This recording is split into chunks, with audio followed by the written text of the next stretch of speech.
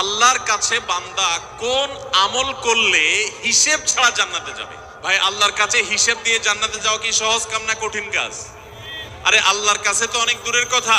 আপনি যে প্রতিষ্ঠানে চাকরি করেন তার মালিকের কাছে, উপরস্থ বসের কাছে একেবারে পুঙ্খানুপুঙ্খ করে প্রতিটা পয়সার হিসাব দিয়ে একদম সবকিছুতে পারফেক্টনেস প্রমাণ করা, এটাই তো একটা কঠিন কাজ, দুঃসাধ্য কাজ।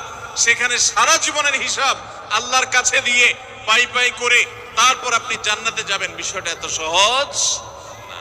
তাহলে হিসেব ছাড়া আল্লাহ তাআলা এমনিতে বলবেন হিসাব টিসাব নাই, তোমাকে এমনি জান্নাতে দিলাম, এটা চান আপনারা? দেখুন কোরআনে কারীম আল্লাহ তাআলা বলছেন, ইন্নামা ইউওয়াফাস সাবিরুনা আজরাহুম বিগাইরি হিসাব।